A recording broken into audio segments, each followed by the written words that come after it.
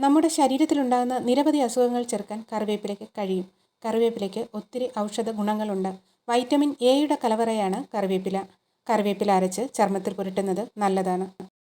ഭക്ഷണത്തിന് രുചിയും മണവും നൽകുന്ന ഒരു ലീഫായിട്ടാണ് കറിവേപ്പിലയെ നാം കാണുന്നത്. ദഹന സംബന്ധമായ പ്രശ്നങ്ങൾക്ക് പരിഹാരമാണ് കറിവേപ്പില. മുടിയുടെ ആരോഗ്യത്തിന് കറിവേപ്പില നല്ലതാണ്. കുറച്ച് കറിവേപ്പില എണ്ണയിൽ ചൂടാക്കി തലയോട്ടിയിൽ തേച്ച് പിടിപ്പിച്ചാൽ മുടി വളരുന്നതിന് സഹായിക്കും. നമ്മുടെ ശരീരത്തിലുള്ള ചീത്ത കൊളസ്ട്രോൾ കുറയ്ക്കുന്നതിനായി ദിവസവും 10 കറിവേപ്പില ചവച്ചരച്ച് കഴിക്കുന്നത് നല്ലതാണ്. അതോടൊപ്പം തന്നെ വായ്നാറ്റം അകറ്റാനും കറിവേപ്പില ചവച്ചരച്ച് തുപ്പിക്കളയുന്നത് വായിലുള്ള ബാഡ് സ്മെൽ ഒഴിവാക്കാനും പറ്റും.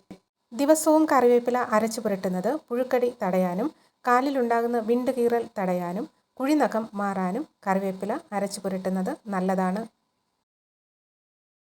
വൈറ്റമിൻ എയുടെ കലവറയാണ് കറിവേപ്പില. കറിവേപ്പില അരച്ച് ചർമ്മത്തിൽ പുരട്ടുന്നത് ചർമ്മ രോഗങ്ങളെ ശമിപ്പിക്കും. നമ്മുടെ ഭക്ഷണശീലത്തിൻ്റെ ഒരു ഭാഗമായി മാറ്റാൻ കഴിയുന്നതാണ് കറിവേപ്പില.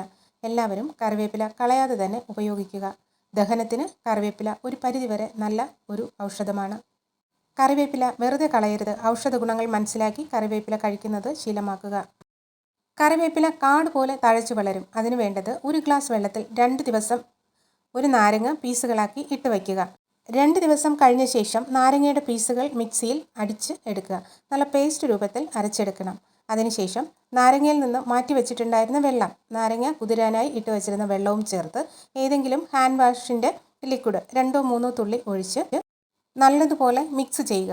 ഈ മിക്സ് ചെയ്ത മിശ്രിതം 2 സ്പൂൺ 1/2 ലിറ്റർ വെള്ളത്തിൽ കലക്കി കറിവേപ്പിലയിൽ സ്പ്രേ ചെയ്ത് കൊടുക്കുക. ഇങ്ങനെ 3-4 ദിവസം തുടർച്ചയായി ചെയ്യുക. 2 മാസം കഴിയുമ്പോൾ തന്നെ നന്നായി തളിരിലകൾ കറിവേപ്പിലയിൽ വന്നു തുടങ്ങും.